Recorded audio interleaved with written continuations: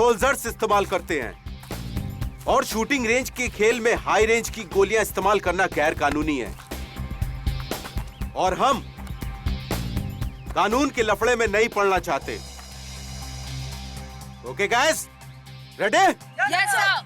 अब आप सभी लोग अपने अपने शूटिंग गॉगल्स और हेडफोन लगाएं।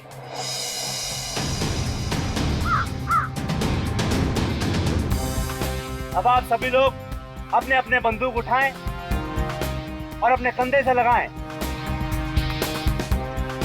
आंख टारगेट पे और हाथ ट्रिगर पे, और जब मैं 3 बोलूं तो आप फायर कर देना। देखता हूं कौन कितना बड़ा निशानेबाज है। 1 2 3।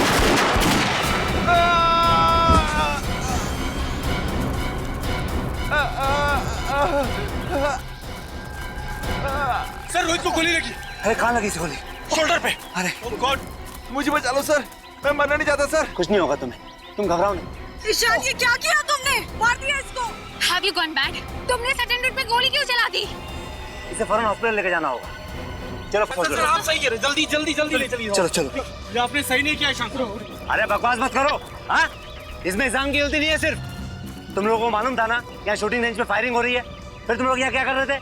सर पर इसमें इन लोगों की क्या गलती है? ये लोग तो रेंज से हट के खड़े थे। गलती तो ईशान की है। इसे इतना टेढ़ा निशान क्यों लगाया?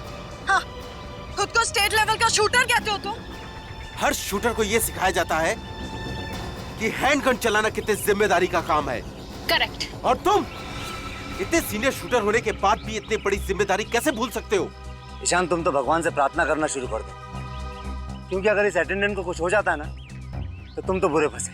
मैं अकेला क्यों फंसूंगा? अरे फंसेगे तो ये भी। अरे दिमाग खराब करके रखा है मेरा। अरे कुछ भी गोली मारती ऊपर से। कौन बोल रहा है? हैं?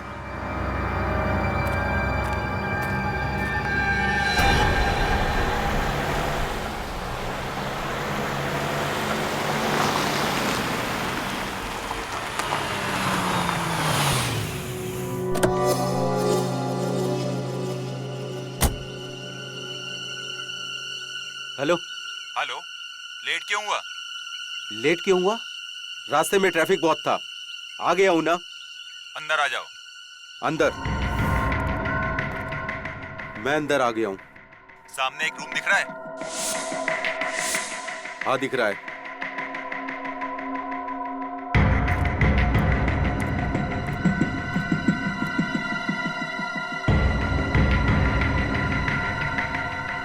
बोल अब। सामने टेबल पर एक फोन रखा है। जब तक इसकी घंटी नहीं बजती हिलना नहीं यहाँ से। ए सुन, तू मेरे साथ क्या कठपुतली का गेम खेल रहा है? जितना बोलता हूँ उतना कर। अपना मोबाइल फोन निकाल के रख बाहर।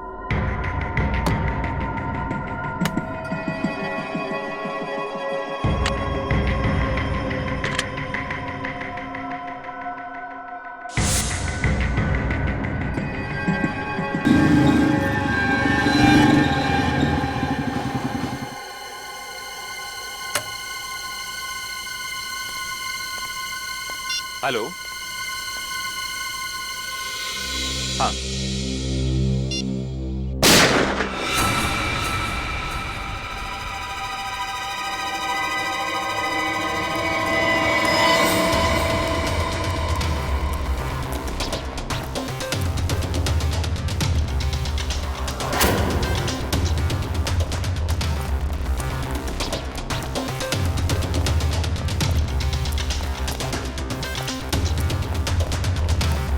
ये क्या?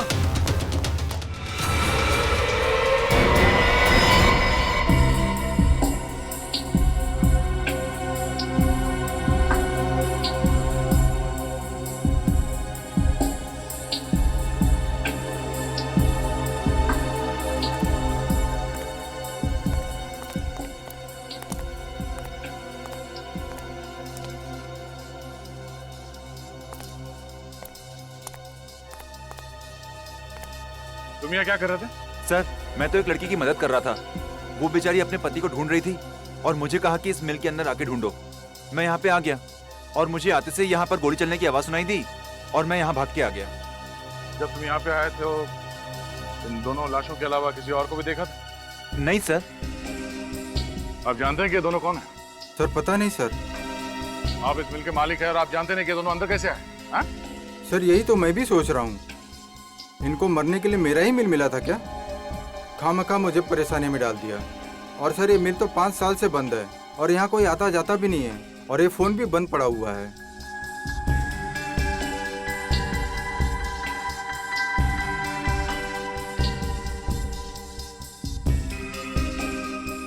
कोई वॉचमैन नहीं है यहाँ पे? सर था एक वॉचमैन, लेकिन बच्चों की छुट्टियां होने की वजह से वो 1 महीने पहले गांव चला गया।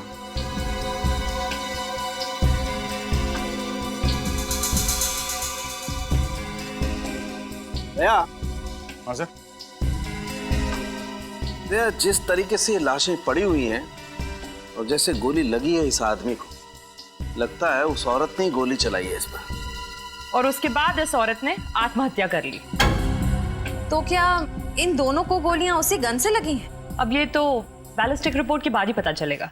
सर एक और बात समझ में नहीं आ रही। अगर उस औरत को इस आदमी को मारकर आत्महत्या ही करनी थी तो इस मिल में ये टेबल, कुर्सी, फोन, इस सब का इंतजाम क्यों किया होगा? ये वैलेट मिला इसके पास। इस आदमी का नाम ज्ञान है सर, जू में रहता है। और इस औरत की तस्वीर उसके वॉलेट में है सर। सर कहीं ये प्यार का मामला तो नहीं? हो सकता है, पर उसके लिए ये सब तामझाम करने की क्या जरूरत थी? सर एक और बात, मैंने इस ज्ञान का मोबाइल फोन चेक किया। इसमें आखिरी 15 कॉल्स किसी प्राइवेट नंबर से आए हैं। प्राइवेट नंबर से? इस ज्ञान का इतिहास निकालना पड़ेगा, तभी पता चलेगा कि वो औरत है कौन और उसने इसे क्यों मारा। आप लोग इन्हें पहचानते हैं? ज्ञान जी? नहीं सर, ये नहीं हो सकता सर। इन्हें किसने मार दिया? इनकी तो किसी से कोई दुश्मनी भी नहीं थी।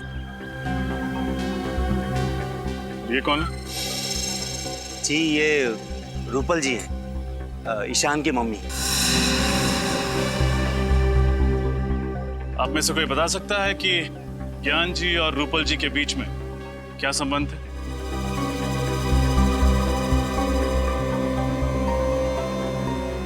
देखिए, हमें शक है कि रूपल जी ने ही ज्ञान जी का खून किया है और फिर खुद को गोली मार के आत्महत्या कर ली। सर रूपल जी और ज्ञान जी की तो सगाई हुई थी और वो दोनों अगले ही महीने शादी करने वाले थे।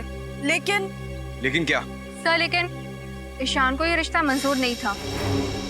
ये ईशान का है? जी वो रहा।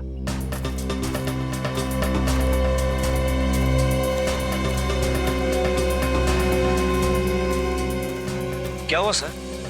आपने इतना अर्जेंटली क्यों बुलाया? और ये लोग कौन है? हम लोग सीआईडी से। ईशान, हमें आपसे आपकी माँ रूपल जी और ज्ञान जी के बारे में कुछ बातें करनी है। देखिए सर, आपको मेरी मम्मी के बारे में जो पूछना है पूछिए, मगर मुझे ज्ञान जी के बारे में कोई बात नहीं करनी। देखिए ईशान, खून का मामला है, थोड़ा तो कोऑपरेट करना पड़ेगा। खून? किसका खून? ज्ञान जी का। क्या? पवन मिल्स में हमें उनकी लाश मिली, किसी ने उन्हें गोली मार दी है और हमें तो मैं क्या करूं? मैं मानता हूं कि मैं उनसे नफरत करता था, पर मैंने उन्हें नहीं मारा। जी नहीं, आपने नहीं, लेकिन आपकी माँ ने उन्हें मारा और उसके बाद उन्होंने आत्महत्या कर ली। क्या? माँ ने आत्महत्या? ये आप क्या कह रहे हैं सर? सर मेरी ईशान, मैं आपका दर्द समझ सकता हूँ। क्या आपको लगता है कि आपकी माँ ने आत्महत्या की होगी? बिल्कुल नहीं सर, वो तो कितनी खुश थी सर, हमेशा की तरह टाइम पे उठी भी, योगा की और 9 बजे ऑफिस के लिए निकल गई। सर ये नहीं हो सकता सर। संभालिए अपने आप। आपको ज्ञान जी के बारे में जो कुछ भी पता है प्लीज हमें बताइए। मैं आपको बताता हूँ। यहाँ पर एक छोटा सा हादसा हुआ था जिसमें एक अटेंडेंट को हल्की सी चोट लग गई थी। उस अटेंडेंट को जब हॉस्पिटल ले जा रहे थे तब ज्ञान जी को एक फोन आया। वो फोन सुनते ही ज्ञान जी बहुत घबरा गए थे नर्वस होकर तुरंत ही यहाँ से चल दी। गए कहाँ थे आपको पता है? जी नहीं, कहाँ गए इसका पता नहीं चला। कितने बजे गए थे ज्ञान जी यहाँ से? तकरीबन 12 बजे। सर ईशान सर पहले ही चले गए थे, ज्ञान जी से भी पहले। सर रूपल जी ऑफिस गई थी और ज्ञान जी शूटिंग रेंज से निकले। फिर ये लोग पवन मिल्स कैसे पहुंचे? और फिर ज्ञान जी को फोन किसने किया होगा? लेकिन ज्ञान जी को मारने के बाद रूपल जी ने आत्महत्या क्यों कर ली? इन सभी सवालों के जवाब हमें ढूंढने हैं।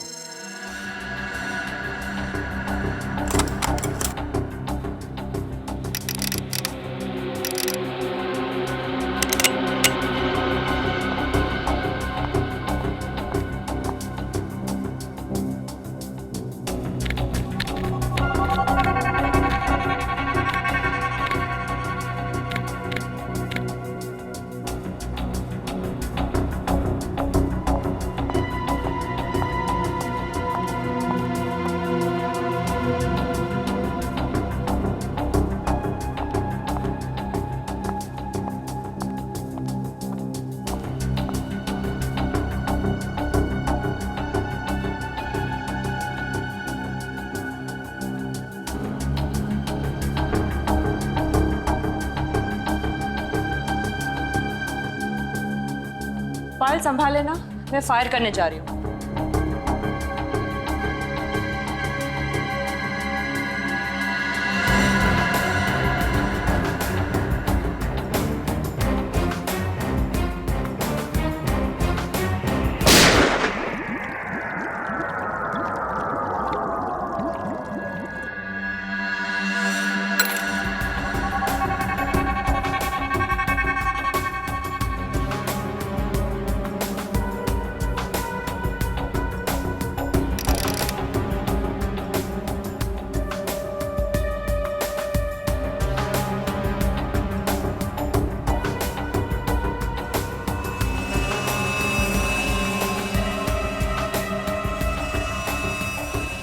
मैम, हाँ ये देखिए 3 घंटे में 3 बार रिपोर्ट निकाली, फिर भी रिजल्ट वही आ रहा है। क्या रहा रिजल्ट? मैम आप खुद चौंक जाएंगी, देखिए तो सही। ये देखिए। अरे अक्सर उन्हें मिर्गी के दौरे पड़ते थे, लेकिन 6 महीने से उनकी हालत में काफी सुधार था। सर से देखिए, रूपल जी के लॉकर में पिस्टल मिली, लाइसेंस के साथ। License pistol? इसका मतलब रूपल जी ने आत्महत्या नहीं की? सर मैं कुछ समझा नहीं। अगर उन्हें आत्महत्या करनी होती तो अपनी पिस्टल से करती ना, या अपने घर में करती। घर से इतनी दूर मिल में जाके आत्महत्या क्यों करेंगे? सर हो सकता है रूपल ज्ञान जी को मारना चाहती थी, इसलिए इतनी दूर मिल में गई। ज्ञान जी को भी मारने के लिए अपनी पिस्टल साथ में लेके जाती विनीत। ये मामला कुछ और ही है। सर आपको किस पे शक है? फिलहाल तो सारी कड़ियां बिखरी हुई हैं। शॉपिंग मॉल, नींद की गोली, डॉक्टर का प्रिस्क्रिप्शन और लाइसेंस्ड गन। इन कड़ियों को जोड़ने पे ही पता चलेगा ज्ञान जी और रूपल जी के साथ क्या हुआ था। सर ज्ञान जी और रूपल जी दोनों टॉक नाउ कंपनी का मोबाइल यूज करते थे और मोबाइल कंपनी के मैपिंग के हिसाब से रूपल जी कल दोपहर 1 बजे जंबो मॉल में थी पंडारा रोड पर, और तब से उनका मोबाइल ऑफ आ रहा है। और ज्ञान जी? सर ज्ञान जी की लोकेशन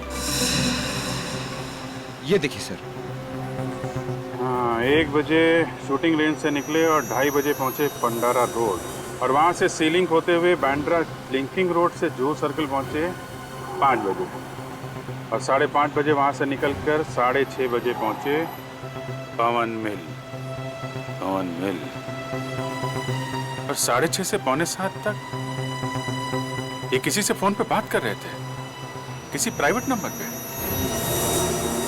उसके बाद इनका फोन बंद हो गया। सर क्योंकि उसी दौरान उनकी मौत हो गई थी। मतलब ज्ञान जी और रूपल जी दोनों अलग अलग टाइम पे पंडारा रोड पहुंचे थे। सर ये भी तो हो सकता है कि ज्ञान जी भी जंबो मॉल ही गए। हम अगर क्यों और किससे मिलने? और वो आखिरी कॉल किस अनजान शख्स का था जिससे ज्ञान जी ने इतनी लंबी बात की।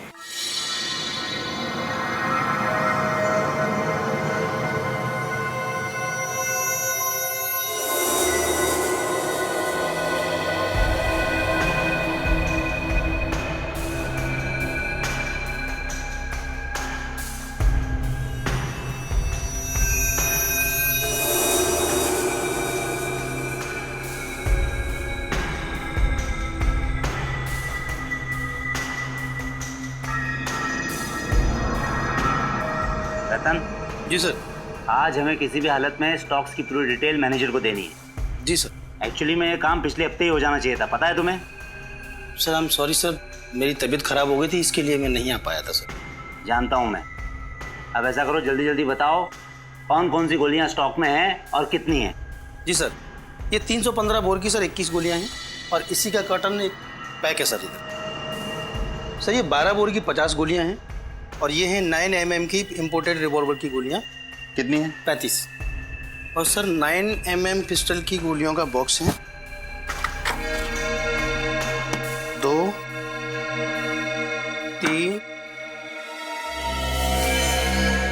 ये क्या? ये बॉक्स तो खुला हुआ है। हाँ सर। तो तुमने ये बात मुझे पहले क्यों नहीं बताई? सर मुझे लगा कि ये बॉक्स आपने खोला होगा। अरे पागल हो गए हो क्या तुम? अगर ये बॉक्स मैंने खोला होता तो क्या मैं तुमसे सवाल करता? और ये क्या? इसमें 6 गोलियां गायब है, कहाँ गई वो 6 गोलियां? सर मुझे नहीं मालूम सर। सर आप मुझ पर शक कर रहे हैं सर। तो फिर क्या करूं? तुम्हारे अलावा और किसकी हिम्मत हो सकती है यहाँ से गोलियां ले जाने की? सर मैं पिछले 5 सालों से यहाँ काम कर रहा हूँ और सर 5 सालों में एक भी खाली कारतूस इधर से उधर नहीं हुआ। सर ये 6 गोलियां मैं क्यों चुराऊंगा सर? मैंने नहीं की चोरी सर इसकी। देखो रतन। जी सर। यह एक कानूनी अपराध है और अगर इन गोलियों की वजह से कुछ हो गया ना तो उसके लिए हम दोनों को जिम्मेदार ठहराया जाएगा। इसलिए मुझे इस बात की रिपोर्ट मैनेजर को करनी होगी। और हाँ, वो कल तुम शूटिंग रेंज से कहीं बाहर नहीं गए थे क्या? हाँ सर, सुबह में मैं शूटिंग रेंज का दरवाजा खोलकर बाथरूम तक गया था सर। तो सर मैंने देखा कि ईशान और जिया इधर आए। ईशान और जिया? वो भी सुबह सुबह? सर मैंने भी तो ये सवाल उनसे पूछा लेकिन उन्होंने कोई जवाब नहीं दिया और सीधा अंदर चले गए सर। उन दोनों का सुबह सुबह यहाँ आना और शाम को मिस्टर ज्ञान का खून हो जाना, ये दोनों बातें संयोग नहीं हो सकती रतन। सर आपका मतलब है कि ईशान ने ही ज्ञान जी को? डॉक्टर तारिका प्लीज मजाक मत कीजिए, ये हो ही नहीं सकता। फ्रेडी से मैं मजाक नहीं कर रही हूँ, आइए दिखाती हूँ।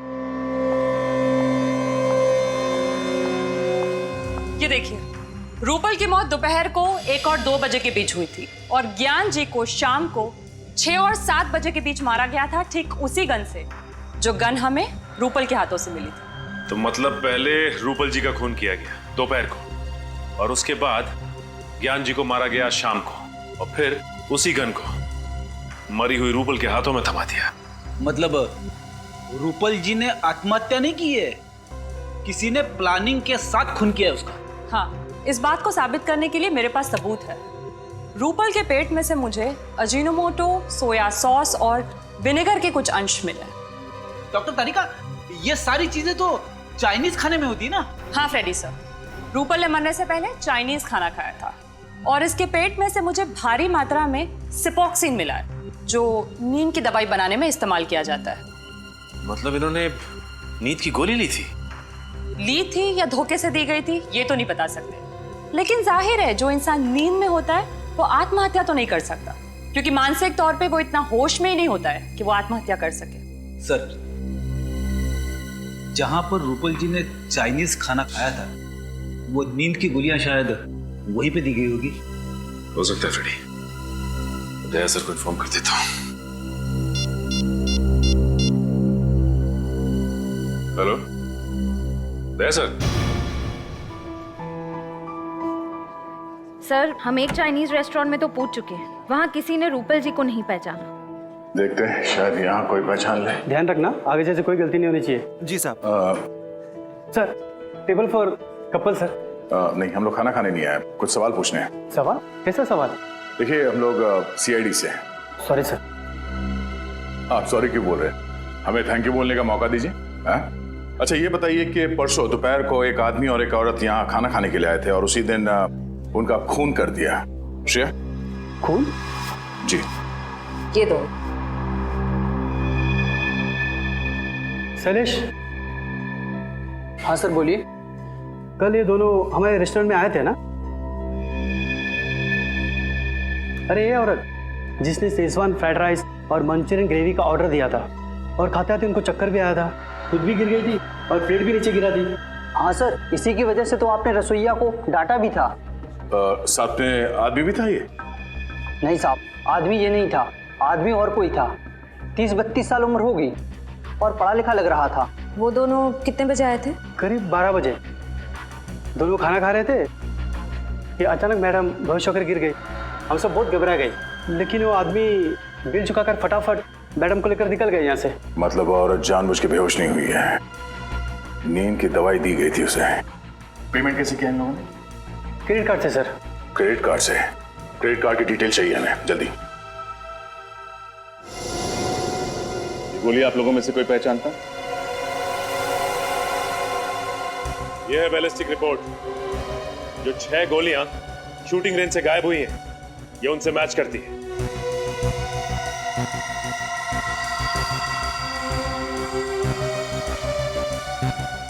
बोलो जिया, तुमने ही चुराई थी नहीं गोली? सर आप ये क्या कह रहे हैं? मैंने कोई चोरी नहीं की है। झूठ मत बोलो। कल सुबह सुबह ईशान के साथ तुम ही आई थी ना यहाँ? हाँ सर, ये बात सच है कि कल मैं और ईशान सुबह सुबह जल्दी पहुंच गए थे, लेकिन इसका मतलब ये तो नहीं कि मैंने कोई चोरी की हो। इनफैक्ट मैं तो अपनी जगह से हिली तक भी नहीं थी। बट यस, ईशान लगभग 15 मिनट के लिए कहीं गायब हो गया था, है ना ईशान? नहीं, मैंने किसी को नहीं मारा। नहीं,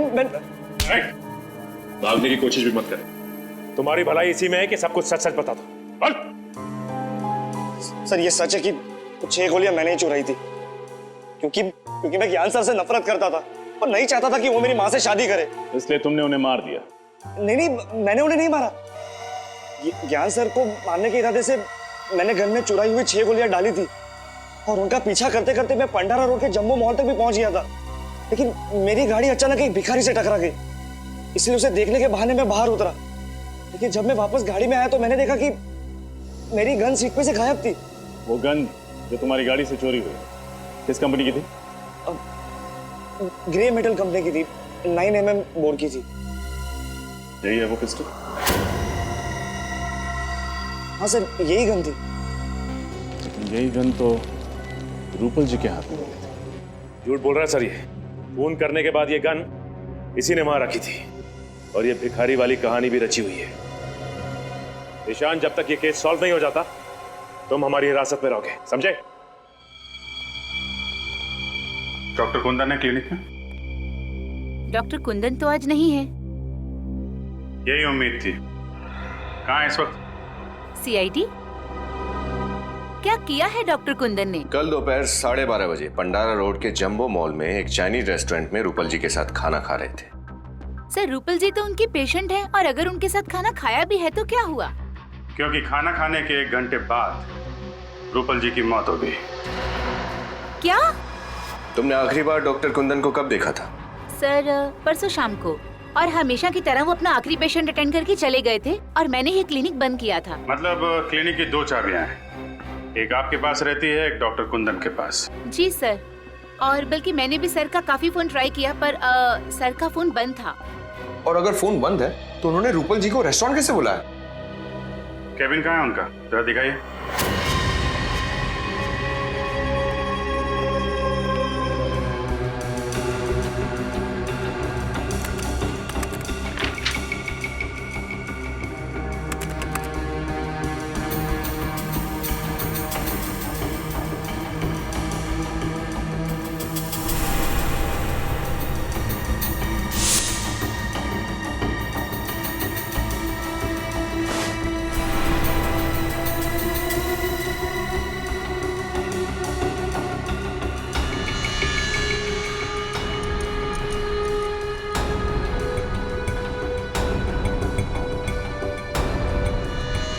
ये खून से सने हुए बाल क्या कर रहे हैं आप? सर मुझे कुछ नहीं मालूम, बल्कि मुझे तो सर के केबिन में आने की परमिशन तक नहीं थी। परमिशन नहीं थी? लगता है खाना खाने के बाद कुंदन जी यहाँ रूपल के साथ आए, यहाँ पे उसका खून किया और फिर लाश वहां ठिकाने लगा दी। सर, आपका अंदाजा ठीक निकला सर। ये देखिए, लेडीज सैंडल और खून में सने हुए ग्लव्स। ये तो रूपल जी के हैं। आपको कैसे मालूम? वो सर एक्चुअली मुझे ना इन सैंडल्स का डिजाइन बहुत पसंद था, बल्कि मैंने रूपल जी से पूछा भी था कि उन्होंने ये कहाँ से खरीदे। अगर रूपल जी का खून डॉक्टर कुंदन ने किया है तो फिर ज्ञान जी को भी इसी ने मारा होगा।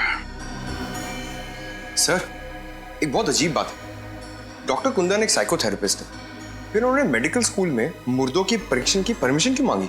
हाँ? डॉक्टर कुंदन तो जिंदा लोगों के दिमाग का इलाज करते हैं, तो फिर मुर्दा घर में मुर्दों से क्या बात करने गए थे?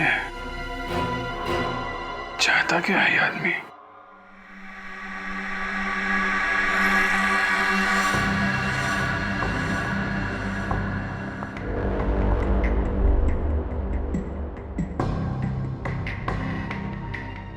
और डॉक्टर तारिका, कौन सी नई बात पता चली? सचिन, मैं ये बताना चाहती हूँ कि ज्ञान जी का खून जिसने भी किया है, मगर गोली उतनी ही दूरी से चलाई गई है जहां पर रूपल बैठी थी, मरी हुई। ये कैसे बता सकती हैं आप? ट्रेजेक्टरी टेस्ट के द्वारा। आइए सर, ये देखिए, गोली यहां से चली और यहां से बाहर निकली। डमी के अंदर जो होल है उसकी गोलाई भी उतनी ही बनाई गई है जितनी कि उस गोली की थी, 0.9 mm। अब मान लीजिए मैं रूपल हूं। रेडी सर, जरा प्लीज लाइट ऑफ करेंगे? यस। जब रूपल हमें मिली मरी हुई, तब उसके हाथ में गन इस तरह से थी। अब ये लेजर ये साबित करेगा कि जब ज्ञान जी पर गोली चली तब खूनी कितनी दूरी पे था और गोली किस एंगल से चली। ऐसा हुआ था सब कुछ। रेडी सर, जरा लाइट्स ऑन करेंगे प्लीज? यस। एक बात समझ में नहीं आ रही। माना कि रूपल जी के हाथों में गन पाउडर लगा हुआ था, लेकिन जब ज्ञान जी की मौत हुई उससे पहले ही रूपल मर चुकी थी। तो फिर रूपल ने गोली चलाई तो चलाई कैसे? सर, अगर ज्ञान जी को सामने से गोली मारी है तो फिर उन्होंने खूनी को देखा कैसे नहीं? और तो और उन्होंने अपने आप को बचाने की कोशिश कैसे नहीं की? रेडी, कुछ तो ऐसा है जो हम लोग देख नहीं पा रहे, क्योंकि दुनिया का कौन सा ऐसा आदमी होगा जो मौत को सामने से आता देख अपने आप को बचाना नहीं चाहेगा। आप सब लोग मेडिकल स्टूडेंट्स, इसलिए रिगर मॉर्टिस की थ्योरी के बारे में तो आप सब लोगों को बहुत अच्छी तरह पता है। आज हम प्रैक्टिकली देखेंगे कि रिगर मॉर्टिस आखिर कैसे होता है। किसी भी आदमी के मरने के बाद उसके शरीर में केमिकल चेंजेस कैसे आते हैं। उसके मरते ही कुछ घंटे के अंदर उसका ब्लड ठंडा हो जाता है और उसके शरीर के अलग अलग हिस्से सिकुड़ जाते हैं। लगभग 3 घंटे बाद रिगर मोर्टिस का असर शुरू होता है और इसकी शुरुआत चेहरे से होती है और तकरीबन 12 घंटे बाद शरीर का पूरा खून जम जाता है और शरीर इतना ठंडा पड़ जाता है कि इसे हिला पाना नामुमकिन होता है। सर, 48 घंटे से लेकर 60 घंटे के अंदर तक शरीर का सड़ना और गलना भी शुरू हो जाता है ना? करेक्ट, लेकिन इतने घंटे तक हम वेट नहीं कर सकते। हम लाश की वीडियो रिकॉर्डिंग करते हैं ताकि उसे बाद में देखा जा सके कि उस लाश पे उस रिगर मॉर्टिस का कितना असर हुआ। एक्सक्यूज मी सर, आपसे कोई मिलने आया है। ओके, एक्सक्यूज मी, मुझे कोई मिलने आया है। Hello doctor, okay. Hi, how are you? कैसे हैं आप? मैं अच्छा हूँ, आप कैसे? या, आई एम गुड। आप किसी परमिशन लेटर के बारे में जानना चाहते थे? हाँ, वो doctor Aarav, psychotherapist doctor Kundan ने इस लेटर के जरिए आपसे गुजारिश की थी कि वो यहाँ आकर देखना चाहते हैं कि मर जाने के बाद आदमी के शरीर में क्या क्या बदलाव आते हैं। Doctor Kundan, human psychology doctor, मैं जानता हूँ उन्हें। इन्होंने परमिशन ली थी, लेकिन अपने लिए नहीं, किसी और के लिए। क्या? कोई और आया था यहाँ पे राइगर मॉर्टिस की जानकारी हासिल करने के लिए? हाँ, एक लड़की थी, मेडिकल स्टूडेंट थी, 1 महीने में कई बार आती थी वो, और राइगर मॉर्टिस का लाशों के ऊपर क्या इफेक्ट होता है उसे देखती थी। उसके बाद अपने नोट्स बनाती थी। उसके बाद हम लोग जो सारा दिन रिकॉर्डिंग करते हैं, शाम को उसे भी लेके जाती थी। लेकिन इतनी टैलेंटेड और इतनी लगन वाली लड़की मैंने पहले कभी नहीं देखी। आई विश के वो बहुत बड़ी डॉक्टर बनेगी। और इस लड़की को डॉक्टर कुंदन ने भेजा था? जी। आपको उस लड़की का नाम याद है? इसका नाम जिया था उसका नाम। जिया? सर कहीं ये वही जिया तो नहीं जिसने ईशान के खिलाफ गवाही दी थी? सर मेरे पास उसका नंबर है, ये देखिए। मैंने भी जिया को कई दफा कॉल किया, ये उसका नंबर। तो नंबर मैच करना। जिगर मोर्टिस का असर धीरे धीरे शरीर के निचले भाग पर भी होने लगेगा। सर ये वही जिया है। वही जिया है। डॉक्टर कुंदन ने रूपल को मारने से पहले जिया को यहाँ पे राइगर मोर्टिस की जानकारी हासिल करने के लिए भेजा, लेकिन क्यों? दया, तुम्हारे इस क्यों का जवाब है मेरे पास। जवाब है?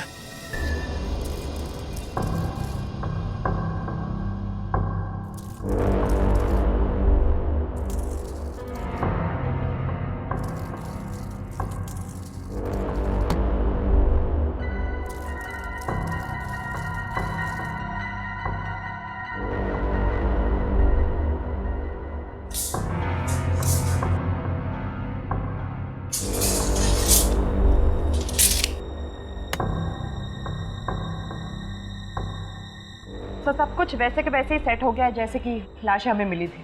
गुड। अब एक काम करो, तुम श्रेया के साथ लाश को ले आओ। चलो।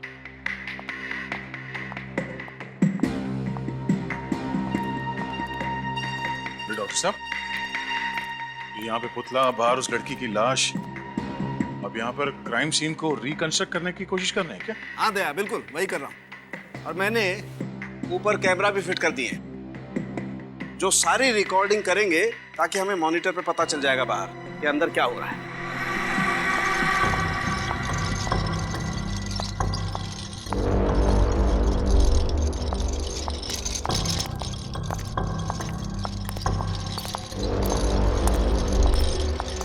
सालुंखे सर, इस औरत की लाश का क्या करेंगे आप? अभी पता चल जाएगा श्रेया। तुम एक काम करो, इस लाश को उस कुर्सी पर ठीक वैसे ही बैठा दो जैसे रूपल की लाश मिली थी। ओके।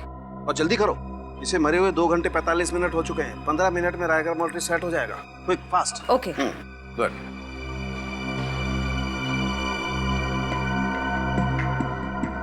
गुड।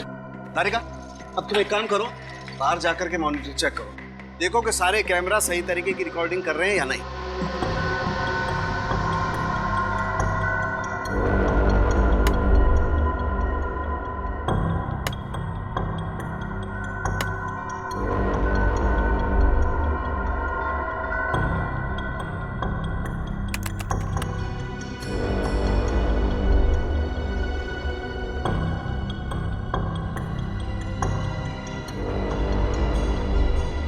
अब श्रेया, एक काम करो, इसके हाथ में वो गन वैसे ही पकड़ा दो जैसे रूपल के हाथ में थी। क्विक। सर। और ध्यान से श्रेया, गन में गोलियां भरी हुई हैं।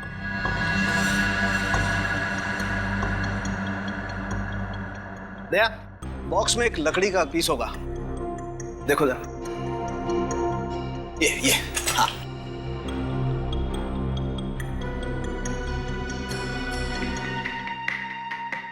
दया, लाश में राइगर मोर्टिस सेट होना शुरू हो गया। अच्छा, तो सर मॉनिटर रूम में चल के देखते हैं आपकी मेहनत क्या रंग दिखाती है। चल। दया, जैसे जैसे राइगर मोर्टिस लाश के चेहरे से उसके हाथों पर आता जाएगा, वैसे वैसे खूनी का चेहरा आईने की तरह साफ होता जाएगा। सर, जब ज्ञान जी को गोली लगी थी उस वक्त रूपल जी की मौत करीब 6 घंटे हो चुके थे, तो क्या हमें और 3 घंटे इंतजार करना पड़ेगा? इंतजार तो करना पड़ेगा दया। खूनी के दिमाग को परखना है तो थोड़ा इंतजार तो करना पड़ेगा। क्या सोच रहे हैं सर? श्रेया, अगर ये खून पहले से प्लान था तो हो सकता है कि चिंटू को यहाँ पे जानबूझ के भेजा गया। चिंटू का यहाँ पे आके लाश देखना भी प्लान हो, क्योंकि अगर चिंटू यहाँ पर नहीं आता तो हमें पता नहीं चलता इस लाश के बारे में। हो सकता है सर, लेकिन चिंटू कह रहा था कि उसे यहाँ किसी औरत ने भेजा था। हो सकता है खूनी कोई औरत ही है। इस केस में 2 औरत है, एक ये रूपल जो मर चुकी है और दूसरी ओह नो, इस चिंटू को फौरन यहाँ बुलाओ।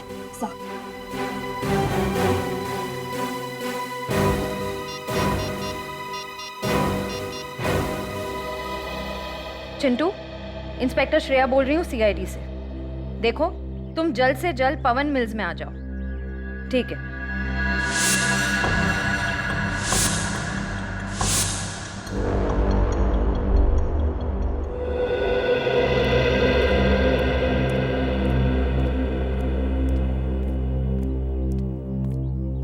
मैंने कुछ नहीं किया सर, मैंने जो कुछ देखा था आपको बता दिया। देखो चिंटू, घबराओ मत। तुमने बताया कि एक लड़की तुम्हें यहाँ पे लेके आई। जी सर। उस लड़की को देखोगे तो पहचान लोगे? हाँ? क्या ये लड़की थी वो? सर ये वही है सर। पक्का यही थी वो? यही है। इसका मतलब दोनों खून के पीछे जिया है।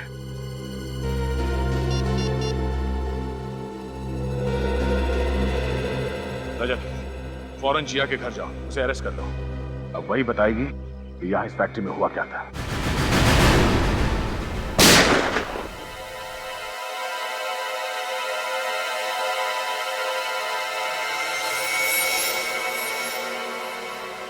सीआईडी वो भी इस वक्त? जिया जी, इतनी रात को आप शूटिंग रेंज में हो सकती हैं, तो हम क्यों नहीं? क्या मतलब क्या है आपका? मतलब ये कि आप एक मेडिकल स्टूडेंट हैं और एक मेडिकल स्टूडेंट को गन्स और गोलियों में दिलचस्पी। क्यों? मुझे शूटिंग का शौक नहीं हो सकता है क्या? हो सकता है, लेकिन मुर्दा घरों में जाकर रेगा मोर्टिस की पढ़ाई करना, ये बात कुछ हजम नहीं हुई। पवन मिल्स में एक आदमी को भेजना ताकि वो गोली की आवाज सुन के सीआईडी को खबर कर सके, ये बात भी कुछ हजम नहीं हुई जिया जी। मतलब आप लोगों को सब पता चल गया? जी हाँ, और हम ये भी जानते हैं कि तुम्हारे साथ एक और आदमी भी है जो तुम्हें ये सब काम करवा रहा है। बताओ कौन है वो? जी वो मैं।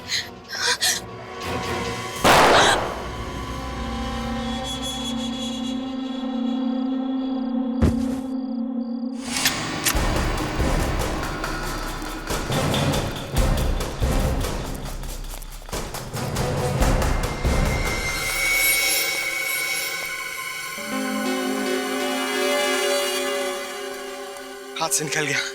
हाथ से निकल गया, लेकिन सीआईडी के शिकंजे से नहीं निकल पाएगा। ये देख।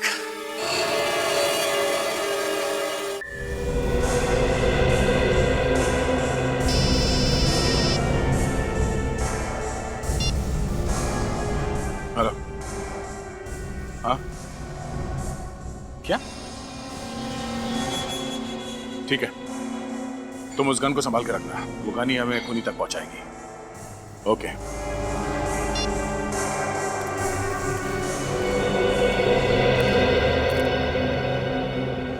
क्या हुआ सर? किसी ने जिया पे हमला कर दिया। क्या? यानी खूनी कोई और ही है? हाँ डॉक्टर साहब, और कितना वक्त लगेगा? बस 5 मिनट तैयार। 5 मिनट के अंदर ये रायगा मोर्टिस इसके हाथों से सेट होना शुरू हो जाएगा बस।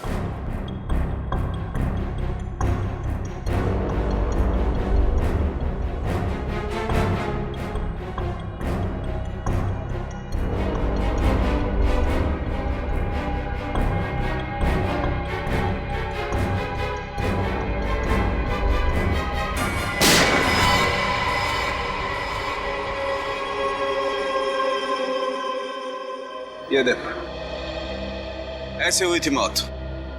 पर अगर ज्ञान जी के सामने रूपल जी की लाश थी तो उन्हें वो लाश दिखी कैसे नहीं? इसका मतलब है जरूर कुछ तो होगा ज्ञान जी और रूपल जी के बीच, जिसकी वजह से ज्ञान जी को रूपल जी की लाश नहीं दिखी। लेकिन क्या? अंदर चल के देखते हैं सर।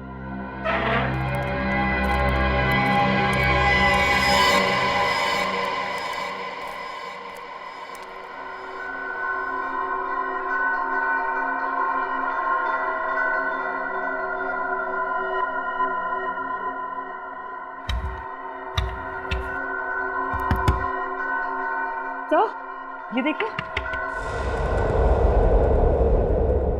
बॉक्सर पिलर क्या है क्या इसमें?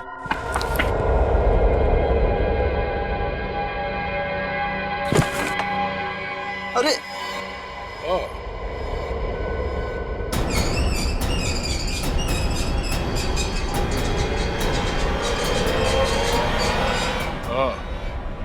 तो ये है वो राज जिसकी वजह से ज्ञान जी के सामने बैठी हुई मौत उन्हें नजर नहीं आई। ये पर्दा। देखो दया, ये छेद देख रहे हो पर्दे पे? पर्दे पर ये छेद गोली लगने की वजह से हुआ है। ये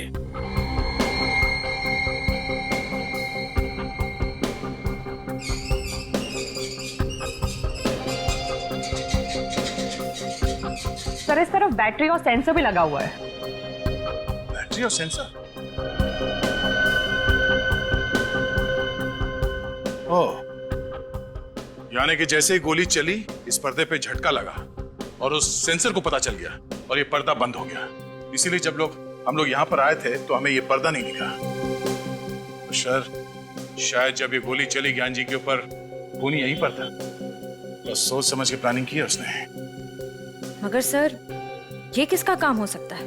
वही जिसे गन्स, गोलियां और राइगर मॉर्टिस की बहुत अच्छी जानकारी है, और वो एक ही आदमी हो सकता है।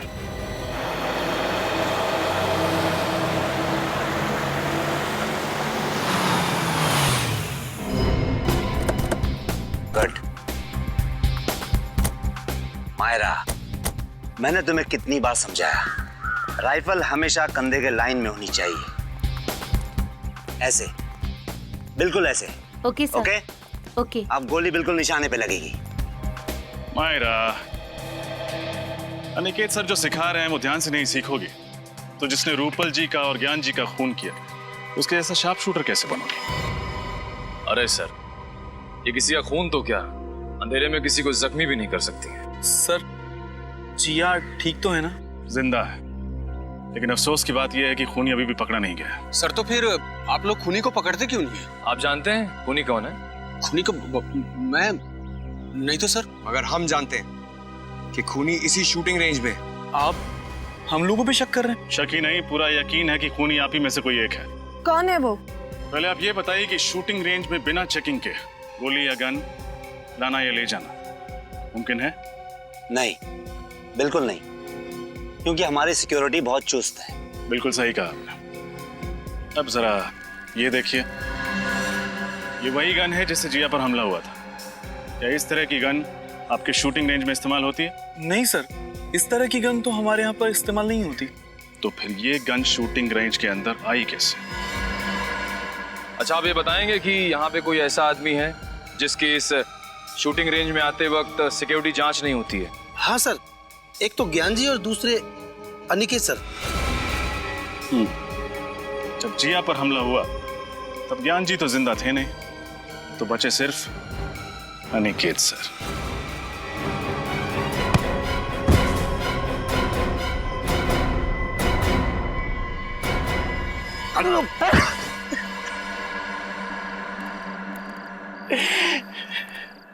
हाँ, मैं खूनी हूं। मैंने ही रूपल का खून किया है।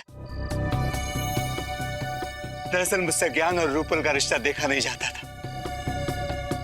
मैं रूपल को तब से चाहता था जब वो मेरे साथ कॉलेज में पढ़ा करती थी। बहुत प्यार करता था मैं उससे, लेकिन उसने किसी और से शादी कर ली। और उसके गम में मैंने भी कसम खा ली कि मैं सारी जिंदगी कुंवारा रहूंगा। लेकिन एक दिन अचानक रूपल के पति की मौत के बाद मुझे ऐसा लगा कि शायद किस्मत मुझे एक और मौका दे रही है। लेकिन इससे पहले कि मैं अपने दिल की बात रूपल को कहता, ये ज्ञान बीच में आ गया और मेरी आंखों के सामने मेरा प्यार और उसकी बेशुमार दौलत मेरे हाथों से खिसकती नजर आई। ये बात मुझसे बर्दाश्त नहीं हुई। इसलिए रिगर मोर्टिस का अनोखा तरीका अपनाने के लिए तुमने पहले रूपल जी को मारा? हाँ, और उसके लिए मैंने डॉक्टर कुंदन और जिया की मदद ली। सर, रिगर मोर्टिस इंसान के मरने के ठीक 3 घंटे के बाद उसकी लाश में असर होना शुरू हो जाता है। लेकिन क्या हम ये पता लगा सकते हैं कि लाश के शरीर का कौन सा हिस्सा कब सिकुड़ना शुरू होगा? सर, ये कहना तो थोड़ा मुश्किल होगा, लेकिन हाँ, नामुमकिन बिल्कुल भी नहीं है। अगर आप लगातार लाश का निरीक्षण और परीक्षण करेंगे तो इस लाश की एक एक पेशियां कहां और कब सिकुड़ने लगेंगी, इसका ज्ञान आप हासिल कर सकते हैं। उसके बाद तुमने क्या किया? फिर मैंने रूपल की लाश को ले जाकर पवन मिल्स में रख दिया।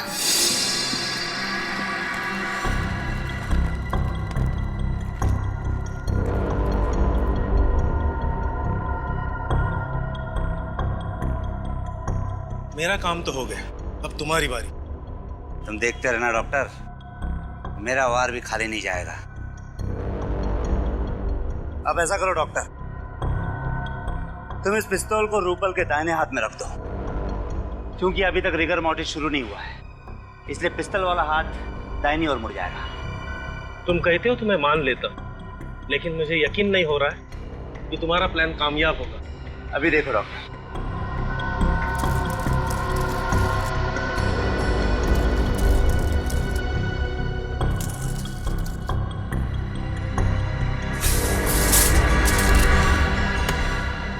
देखा डॉक्टर, जब अकल, हुनर और कोशिश ये तीनों एक ही जगह जमा हो जाती है ना, तो वहां पे सिर्फ एक ही चीज मिलती है, कामयाबी।